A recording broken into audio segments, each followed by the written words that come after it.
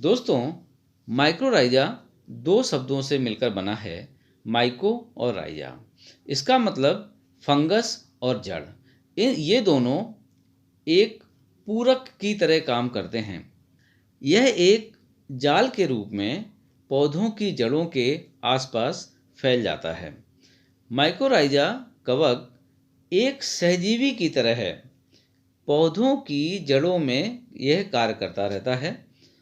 अब समझने की आवश्यकता यह है कि यह काम कैसे करता है। एक्चुअली होता क्या है कि ज़मीन में जो पौधे हैं, पौधों के लिए आवश्यक होता है पोषक तत्व। तो वो पोषक तत्व ज़मीन में पड़े हुए होते हैं और नमी की उपलब्धता में पौधे इन पोषक तत्वों को जड़ों के माध्यम से लेते रहते हैं।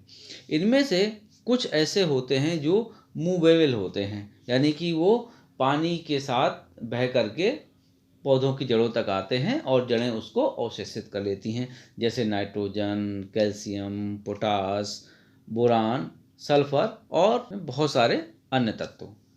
पर इसमें कुछ तत्व ऐसे होते हैं कि जहाँ हैं वो वहीं पड़े रहते हैं और पौधे की जो जड़ें हैं अगर उस जगह तक पहुँचती हैं तो वो उपयोग में आते हैं, अन्यथा वहीं पड़े पड़े वो विघटित होते रहते हैं। जैसे फास्फोरस है, जिंक है, कॉपर है। तो इसके लिए पौधे की जड़ का वहाँ तक पहुँचना आवश्यक है। अब मान लो पौधे की जड़ वहाँ नहीं पहुँच पा रही है, तो बस जो माइक्रोराइजा है, समझ लो ये वही काम कर रहा है कि जहाँ जड़ें नहीं पहुँच पा रही हैं वहाँ ये पहुँच करके उन तत्वों को अवशोषित करता है और ला करके पौधों की जड़ों को दे देता है। पौधों की जड़ों से दूर पड़े पोषक तत्व माइक्रोराइजा की जड़ों के माध्यम से पेड़ की जड़ों तक पहुँचते रहते हैं और पौधा जब अपने लिए भोजन बनाता है तो वह जड़ों से कुछ ग्लूकोज और कार्बोहाइड्रेट भी छोड़ता है। तो पौधों की जड़ों से छोड़ा गया ग्लूकोज और कार्बोहाइड्रेट उसके लिए भोजन का कार्य करता है और माइक्रोराइजा इसको खा करके जीवित रहते हैं और अपना विकास करते रहते हैं, अपनी जड़ों को फैलाते रहते हैं। जितनी ज़्यादा दूर इनकी जड़ें फैलती रहती हैं उतना ही ये पोषक तत्वों को इकट्ठा करके लाते हैं और पौधे की जड़ों को देते रहते हैं। इसी प्रकार दोनों की दोस्ती चलती रहती है। वो उसके लिए पोषक तत्व लाते हैं, ला करके देता है और ये उन पौधा उसको ग्लूकोज देता रहता है और दोनों खुश रहते हैं और एक दूसरे का विकास और डेवलपमेंट करते रहते हैं। दोस्तों, माइक्रोराइजा के फायदे। पौधों को पोषक तत्व मिलने से एक तो पैदावार अच्छी होती है, दूसरा सब्जियों की जो गुणवत्ता है वो बहुत अच्छी हो जाती है क्योंकि सारे न्यूट्रिशन वैल्यूज़ उसको पौधे को मिलती रहती हैं समय पर।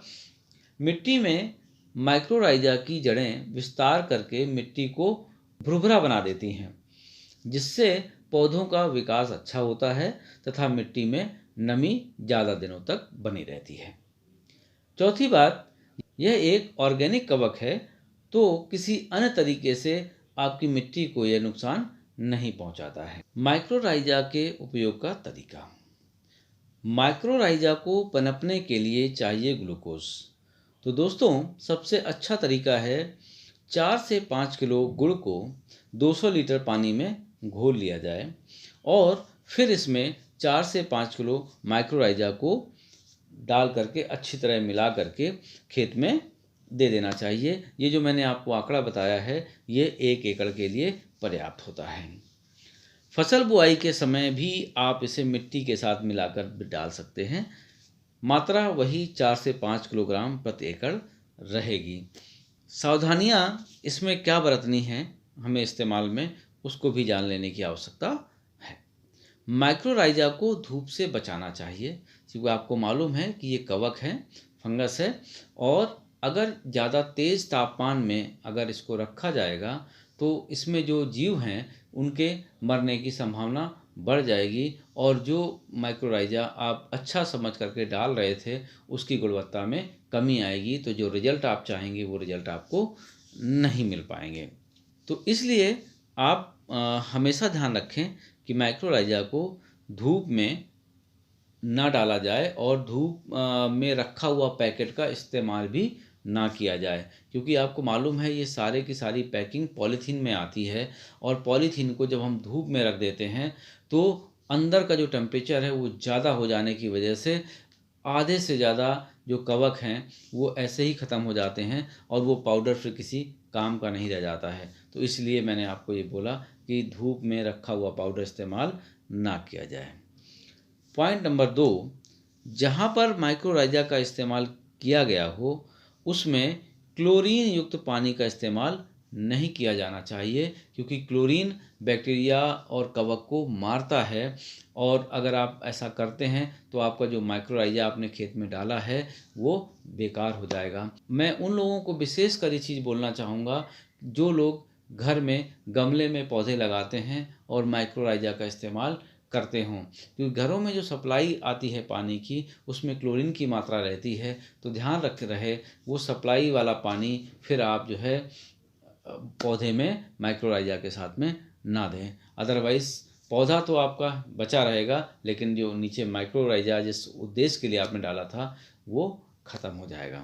दोस्तों, माइक्रोराइजा को सल्फ़र के साथ प्रयोग नहीं करना चाहिए, क्योंकि सल्फ़र एक एंटी फंगल एजेंट है और वह माइक्रोराइजा को ख़त्म कर देगा और परिणाम शून्य हो जाएगा।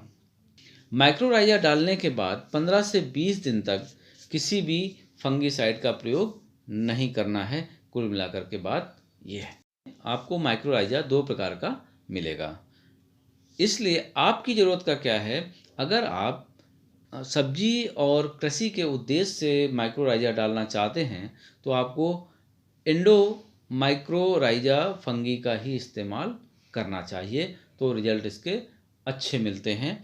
और यही वो फंगस है जो पौधों की जड़ों में छेद करके जो न्यूट्रिशन है उसको आसानी से पहुंचाती है ना। तो आपको इंडो माइक्रोराइजा फंगी का ही इस्तेमाल करना है। एक और बात, इसको यूरिया के साथ में भी प्रयोग ना करें, अन्यथा 35 से 40% इसका प्रभाव कम हो जाएगा। तो अब बात आएगी कब प्रयोग करें, तो इसको यूरिया के थोड़ा आगे और पीछे आप प्रयोग कर सकते हैं। 2-4-5 दिन छोड़ने के बाद फिर आप इसको डाल दीजिए या उससे पहले डाल दीजिए।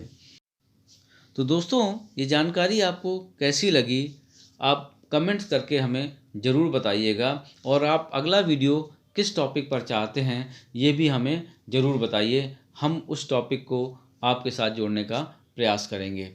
आपको ये वीडियो अगर अच्छी लगी हो तो आप इसको लाइक ज़रूर करें और इस चैनल को सब्सक्राइब कर लें, ताकि आपको नए अपडेट तुरंत पता चलते रहें और हमारा मोटिवेशन बना रहे। तो मिलते हैं अगले वीडियो में, तब तक के लिए जय हिंद, जय भारत, वंदे मातरम।